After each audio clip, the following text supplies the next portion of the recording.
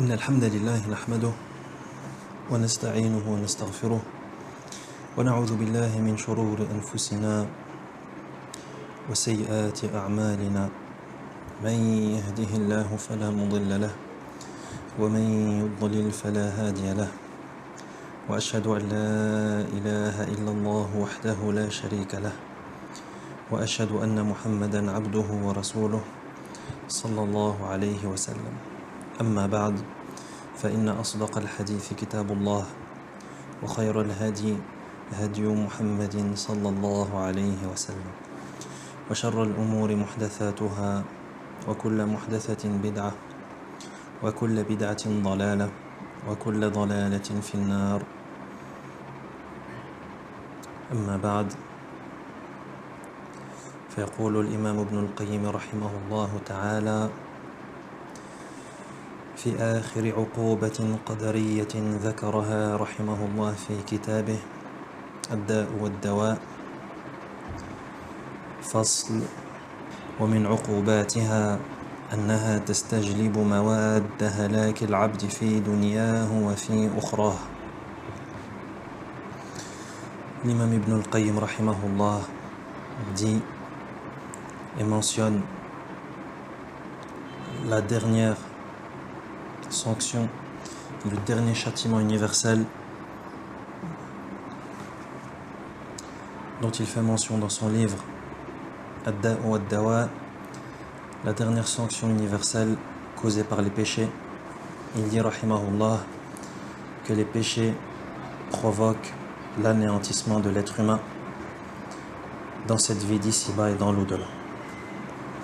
Il dit rahimahullah فإن الذنوب هي أمراض متى استحكمت قتلت ولا بد وكما أن البدن لا يكون صحيحا إلا بغذاء يحفظ قوته واستفراغ يستفرغ المواد الفاسدة والأخلاط الرديئة التي متى غلبت عليه أفسدته وحمية يمتنع بها من تناول ما يؤذيه ويخشى ضرره فكذلك القلب لا تتم حياته إلا بغذاء من الإيمان والأعمال الصالحة يحفظ قوته واستفراغ بالتوبة النصوح يستفرغ بها المواد الفاسدة والأخلاط الرديئة منه وحمية توجب له حفظ الصحة وتجنب ما يضادها وهي عبارة عن ترك استعمال ما يضاد الصحة والتقوى اسم متناول لهذه الأمور الثلاثة فما فات منها فات من التقوى بقدره. L'imam Ibn al-Qayyim rahimahullah dit que les péchés ce sont des maladies qui, lorsqu'elles s'imposent et qu'elles s'installent, ces maladies, elles vont tuer nécessairement. Elles vont tuer de manière inévitable. C'est-à-dire c'est inévitable. Les péchés, ce sont des maladies qui vont causer la mort de leurs auteurs. Et bien entendu, lorsqu'il parle de mort ici, l'imam Ibn al-Qayyim rahimahullah, il parle de tuer, il est bien entendu en train de parler de la mort du cœur. Il continue et dit, de la même manière que le corps n'est en bonne santé qu'avec une bonne alimentation qui lui permet de préserver sa force, d'une évacuation qui lui permettra de se débarrasser des matières et des substances toxiques et nocives, ces substances qui, lorsqu'elles dominent dans le corps, l'altèrent et le corrompent, et également d'une protection, d'une immunité qui l'empêche de consommer ce qui va lui être nocif et quelque chose dont il craint la dangerosité et la nocivité. Donc il nous dit rahimahullah, alaykum salam. Donc il nous dit rahimahullah que de la même manière que le corps, il ne peut être en bonne santé que s'il existe trois choses, trois conditions. La première chose, c'est une bonne alimentation. Une bonne alimentation qui va permettre de préserver la force du corps. Deuxième chose, c'est un système d'évacuation. Le corps, il a besoin d'un système d'évacuation qui va lui permettre de se débarrasser des matières qui sont toxiques et nocives si elles rentrent dans son corps. Et troisièmement, le corps, il a également besoin d'un système de protection qui va lui permettre de se protéger lorsqu'il va consommer quelque chose qui lui est nocif. Bien entendu, l'imam Ibn al-Qayyim, rahimahullah, quand il nous parle de cela, il parle en connaissance de cause, étant donné que l'imam Ibn al-Qayyim, rahimahullah, c'était non seulement un érudit, une sommité en religion, mais c'était également un savant dans les sciences profanes, notamment la médecine, rahimahullah ta'ala. Et là, ce qu'il vient de mentionner, ce sont les fondements de la médecine. Ce sont les fondements de la médecine, car pour être en bonne santé, effectivement, tu as besoin de trois choses. Premièrement, d'avoir une alimentation qui est saine. Deuxièmement, d'avoir dans ton corps un système d'évacuation. D'évacuation de quoi? D'évacuation au cas où quelque chose de nocif, de toxique, un poison par exemple rentre dans ton corps. Tu as besoin que ton corps soit apte à évacuer ce poison. Donc, premièrement, alimentation qui est saine. Deuxièmement, système d'évacuation, au cas où quelque chose de toxique entrerait dans le corps. Et troisièmement, système de protection. Système de protection afin de ne pas être touché, de ne pas être blessé, de ne pas être atteint par l'environnement. Il dit le corps, c'est comme ça. Ensuite, il continue, il dit, et c'est la même chose pour le cœur. Il dit le cœur dont la vie n'est parfaite qu'au moyen d'une nourriture. Une nourriture qui est faite de foi et d'œuvres pieuses qui vont préserver la force du cœur. Ensuite, deuxièmement, d'une évacuation également. Une évacuation qui, elle, va s'opérer au niveau du cœur par le repentir sincère. Le repentir sincère qui va débarrasser le cœur également de tout ce qui est nocif et toxique au niveau du cœur. Et troisièmement, il dit d'une protection qui va préserver la santé du cœur et qui éloignera du cœur ce qui s'oppose en délaissant la pratique de ce qui s'oppose à la santé. Et en éloignant du cœur ce qui s'y oppose, ce qui s'oppose à la bonne santé. Ça veut dire ce qui va provoquer la maladie du cœur. Et cela en délaissant la pratique de ce qui s'oppose à cette santé du cœur. Donc il dit, rahimahullah, que le cœur c'est la même chose, c'est comme le corps. De la même manière que le corps il a besoin de ces trois choses pour être en bonne santé, le cœur il a également besoin de ces trois choses. Donc le corps, il a dit, premièrement il a besoin d'une bonne alimentation, une alimentation qui est saine. Il a dit le cœur c'est pareil. Il a également besoin d'une alimentation qui est saine. Et c'est quoi l'alimentation du cœur? C'est al-iman, la foi, et les actes pieux, les œuvres vertueuses. Il a dit deuxièmement, tout comme le corps a besoin d'un système d'évacuation, le cœur a également besoin de ce système d'évacuation. Et pour le cœur, le système d'évacuation, il dit, c'est le repentir sincère. C'est-à-dire c'est le repentir qui va permettre d'évacuer les maladies présentes dans le cœur. Et troisièmement, tout comme le corps a besoin d'une immunité afin d'être protégé face aux maladies externes, il dit le cœur c'est pareil, et l'immunité du cœur c'est le fait de se tenir à l'écart des interdits d'Allah subhanahu wa ta'ala. Il dit la taqwa, la piété, c'est un terme qui englobe ces trois choses. La taqwa, la piété, elle englobe, elle comprend ces trois choses dont le cœur a besoin afin d'être en bonne santé. Il dit, et tout manque en cela entraînera un manque relatif dans la piété. Ça veut dire qu'à chaque fois qu'une de ces trois choses manquera, c'est la piété qui va diminuer proportionnellement au manque dont il est question. Donc ces trois choses dont le cœur a besoin, c'est-à-dire l'alimentation saine qui est faite de foi et d'œuvres pieuses, le système d'évacuation à travers un repentir sincère, et le système de protection et d'immunité à travers le fait de se tenir à l'écart des interdits d'Allah subhanahu wa ta'ala. À chaque fois qu'une de ces trois choses sera absente ou sera imparfaite et sera diminuée, c'est la taqwa, c'est-à-dire la piété de la personne qui se verra diminuée. Ensuite il continue et il dit وَإِذَا تَبَيَّنَ هَذَا فَالذُّنُوبُ مُضَادَّةٌ لِهَذِهِ الْأُمُورِ الثَّلَاثَةِ فإنها تستجلب المواد المؤذية وتوجب التخليط المضاد للحمية وتمنع الاستفراغ بالتوبة النصوح. Il dit, et les péchés, ça vient clairement s'opposer à ces trois choses. C'est-à-dire que les péchés, les actes de désobéissance, ça vient diminuer ces trois choses. L'alimentation saine, l'évacuation et le système de protection.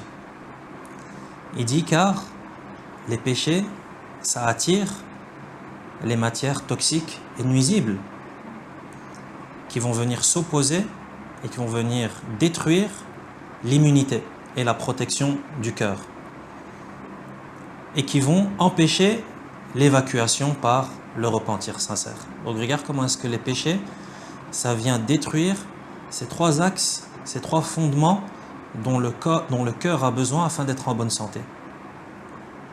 Il continue et dit فانظر إلى بدن عليل قد تراكمت عليه الأخلاط الرديئة ومواد المرض وهو لا يستفرغها ولا يحتمي لها كيف تكون صحته وبقاؤه ولقد أحسن القائل جسمك بالحمية حصنته مخافة من ألم طاري وكان أولى بك أن تحتمي من المعاصي خشية النار.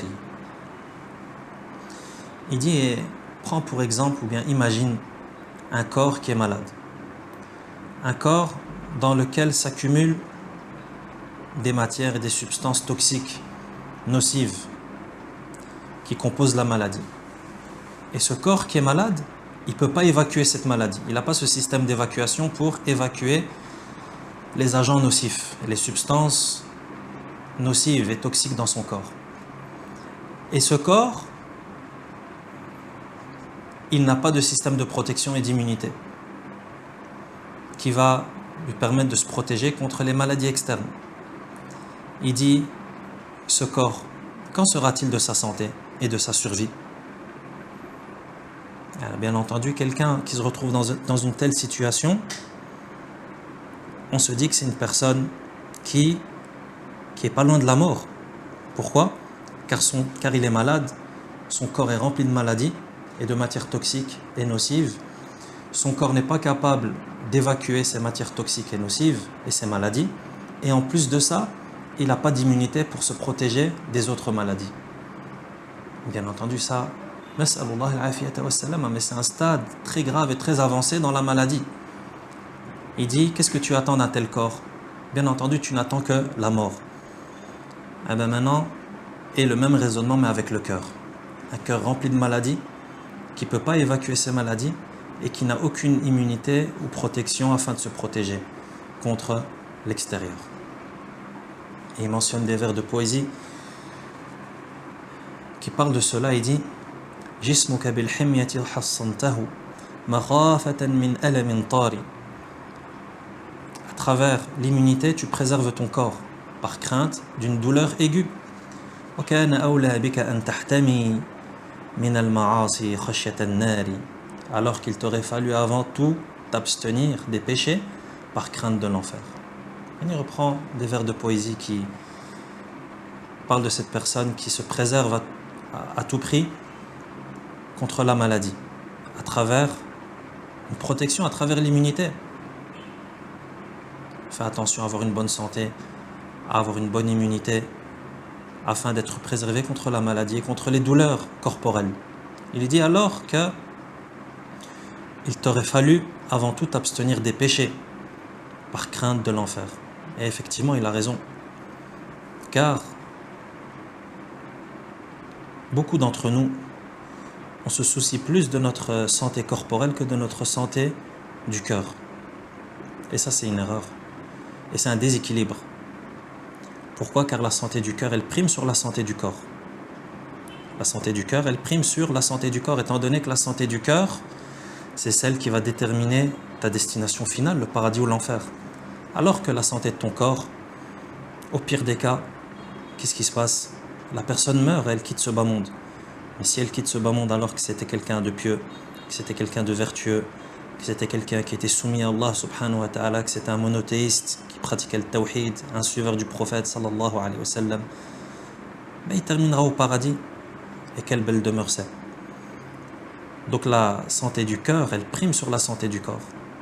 Ça ne veut pas dire qu'il faut délaisser la santé du corps, mais la santé du cœur, elle est plus importante, elle est plus essentielle. Mais malgré cela, on se soucie plus de nos petits bobos et de nos petites blessures physiques, corporelles, que des maladies mortelles dont sont touchés nos cœurs. Qu'Allah subhanahu wa ta'ala guérisse et purifie nos cœurs. Ensuite il continue et il dit فَمَنْ حَفِظَ الْقُوَّةَ بِامْتِثَالِ الْأَوَامِرِ واستعمل الحمية باجتناب النواهي واستفرغ التخليط بالتوبة النصوح لم يدع للخير مطلبا ولا من الشر مهربا والله المستعان. Ensuite il conclut et dit que ainsi celui qui préserve sa force en se conformant aux ordres d'Allah واستعمل الحمية باجتناب النواهي et qui utilise son immunité et sa protection, ou qui renforce son immunité et sa protection, comment? En s'écartant des interdits d'Allah tabaraka wa ta'ala. واستفرغ التخليط بالتوبة النصوح et qui évacue les matières et les substances toxiques par le repentir sincère. Il dit celui qui agit de la sorte لم يدع للخير مطلبا ولا من الشر مهربا. Il dit cette personne, elle aura coché toutes les cases du bien et elle aura pris toutes les issues de secours face au mal. Qu'Allah nous vienne en aide. Et c'est ainsi que l'imam Ibn al-Qayyim rahimahullah clôture cette dernière sanction universelle liée aux péchés et aux actes de désobéissance.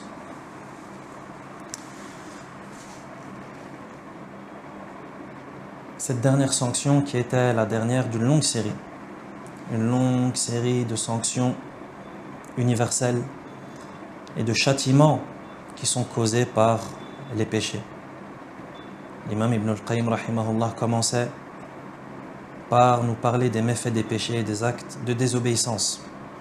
Et il nous parlait du fait, et il nous démontrait que ce sont les péchés qui ont causé l'anéantissement et le malheur des anciennes communautés.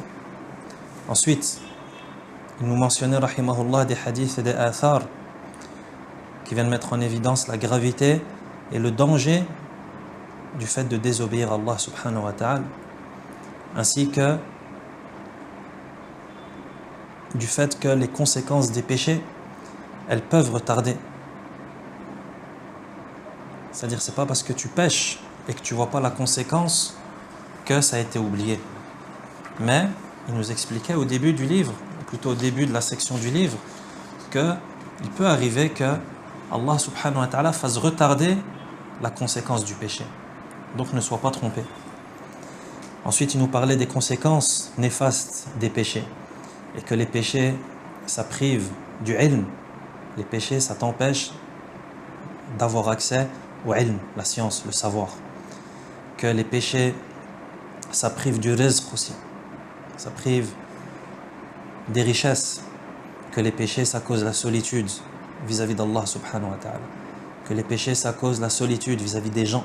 Que les péchés, ça cause des difficultés dans toute chose entreprise. C'est-à-dire que toute chose que tu entreprends, c'est compliqué à faire. Pourquoi? À cause des péchés. nous expliquait également que les péchés, ce sont des ténèbres que la personne ressent dans son cœur. Que les péchés, ça affaiblit le cœur et le corps. Que les péchés, ça prive de l'obéissance à Allah. C'est-à-dire le fait de commettre des péchés, ça te prive d'obéir à Allah subhanahu wa ta'ala. Au plus tu commets des péchés, au plus tu t'éloignes de l'obéissance. C'est-à-dire au plus tu fais de péchés, au moins tu pourras obéir à Allah et au moins tu auras envie d'obéir à Allah. Et que les péchés, ça écourte également l'existence de vie d'une personne et que ça anéantit la baraka dans sa vie. Il nous expliquait également que les péchés appellent des autres. C'est-à-dire qu'un péché en appelle un autre. Et que les péchés sèment leurs propres graines. C'est-à-dire de la même manière que les actions donnent naissance à d'autres bonnes actions, les péchés donnent naissance à d'autres péchés. Donc un genre de cercle vicieux. Et il nous expliquait également que les péchés, ça retire du cœur sa répulsion pour eux. C'est-à-dire le fait de commettre des péchés, ça va faire en sorte que la personne, elle a plus une mauvaise vision des péchés.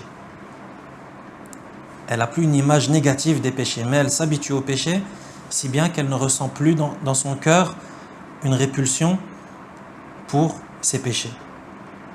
Et il nous expliquait également que tous les péchés, en réalité, c'est un héritage d'une communauté précédente ou antécédente qui a été anéantie.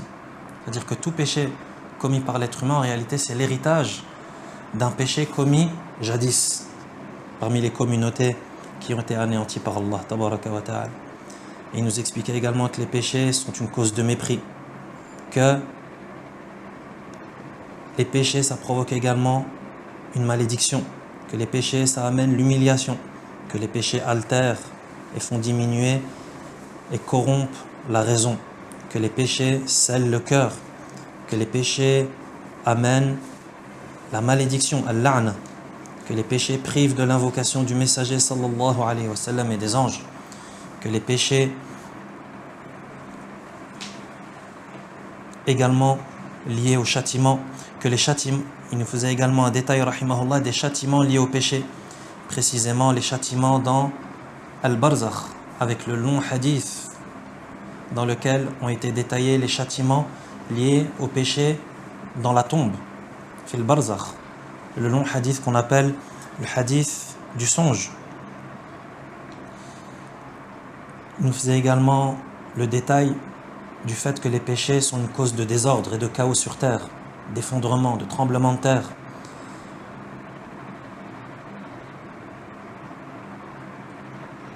Et du fait que les péchés, ça altère l'apparence de l'être humain. Lorsqu'il nous parlait du fait que les péchés, ça a causé la diminution de taille de l'être humain. Avant, les gens étaient beaucoup plus grands. Mais de génération en génération, leur taille a diminué en raison des péchés. Il nous expliquait également, rahimahullah, que les péchés, ça éteint la jalousie dans le cœur et que les péchés font disparaître al-haya, la pudeur, que les péchés affaiblissent le sentiment de révérence vis-à-vis d'Allah subhanahu wa ta'ala, que les péchés font qu'Allah oublie son serviteur, que les péchés font sortir du cercle de la bienfaisance, que les péchés affaiblissent le cheminement du cœur vers Allah, que les péchés dissipent les bienfaits et attisent les malheurs, que les péchés provoquent peur et épouvante dans le cœur, que les péchés détournent le cœur de la droiture, que les péchés aveuglent la clairvoyance du cœur, que les péchés rabaissent et avient l'islam, que les péchés sont la cause de la capture du shaitan et des désirs, c'est-à-dire que la personne à cause des péchés, ça va être un otage du shaitan et de ses désirs, que les péchés font chuter auprès d'Allah et des hommes, c'est-à-dire que la personne n'a plus aucun mérite, elle n'a plus aucune valeur auprès d'Allah et auprès des hommes, que les péchés retirent aux pécheurs les noms élogieux et le revêtent de noms qui sont vilains, que les péchés provoquent un manque de raison, que les péchés causent la rupture avec Allah, que les péchés anéantissent la bénédiction tant sur le domaine religieux que sur le domaine mondain, que les péchés sont une cause d'avilissement et de déshonneur, d'humiliation et de servilité. Les péchés amènent aussi les créatures à attaquer le pécheur. Lorsqu'il nous parlait que le fait de commettre des péchés, ça va faire en sorte que les créatures vont s'attaquer à toi. Et que même ton âme s'attaque à toi. C'est-à-dire que lorsque tu veux faire quelque chose, même ton âme, elle ne t'écoute pas et elle t'attaque. que les péchés trahissent le pécheur lorsqu'il est dans le besoin. Les péchés aveuglent le cœur et affaiblissent sa clairvoyance. Les péchés sont des renforts donnés à l'ennemi. Les péchés provoquent également la non-surveillance et l'abandon de la brèche de la vue et de l'ouïe, de la langue. Donc il nous parlait de l'importance de préserver son regard, de préserver son ouïe, de préserver sa langue de l'illicite. Les péchés amènent également l'oubli et le mépris de l'âme. Les péchés font disparaître les bienfaits. Les péchés éloignent les anges. Et il terminait par le fait que les péchés causent la perte de l'être humain. Rahimahullahu rahmatan wasi'a. Et c'est donc ainsi que prend fin, par la grâce d'Allah subhanahu wa ta'ala, son bienfait, sa bienfaisance, sa générosité et sa force. Cette série d'assises autour de l'œuvre de l'imam et de l'érudit Ibn al-Qayyim rahimahullahu rahmatan wasi'a wa adkhalahu fasiha jannatih. Une œuvre intitulée Ad-Da' wa Ad-Dawa, la maladie et le remède. Dans la partie du livre en rapport avec les châtiments universels causés par les péchés et les actes de désobéissance. Une série d'assises intitulée Les méfaits des péchés. Une série d'assises qui a débuté le 1er de Dhul Hijjah de l'année 1446 de l'hégire du prophète sallallahu alayhi wa sallam, correspondant au 7 juin 2024 du calendrier grégorien. Et série d'assises qui s'est clôturée le 25 du mois de Rabi'in al-Awwal de l'année 1446 de l'hégire du prophète sallallahu alayhi wa sallam, qui correspond au 28 septembre 2024 du calendrier grégorien, et des assises qui ont eu lieu dans la ville du Caire en Égypte, hafidhahullahu ta'ala wa sa'ira biladil muslimin. Et le conseil qu'on se donne concernant ce qu'on vient de lire et ce qu'on vient d'apprendre, c'est de donner une grande importance à ce livre de l'imam Ibn al-Qayyim rahimahullah, Ad-Da' wa Ad-Dawa, surtout cette partie qui a fait l'objet de notre étude durant ces assises. Même si le livre en entier est important en réalité. Et lui donner une importance particulière et ne pas hésiter à le refaire et à le refaire. Ce genre de livres ne sont pas des livres qui s'étudient une seule fois et puis qui se rangent dans la bibliothèque et puis on passe à autre chose. Mais, comme vous avez pu le constater, ce dont nous parle l'imam Ibn al-Qayyim rahimahullah dans le livre, c'est extrêmement profond et c'est extrêmement riche. Et ça porte à méditation. Et ça t'aide aussi à te remettre en question. Ça t'aide à connaître le danger des péchés et la nécessité de se conformer aux ordres d'Allah tabaraka wa ta'ala. Donc le conseil qu'on se donne, c'est de donner une importance particulière à ce livre, de bien le comprendre, de bien le méditer, de prendre des notes et d'en faire un mode de vie.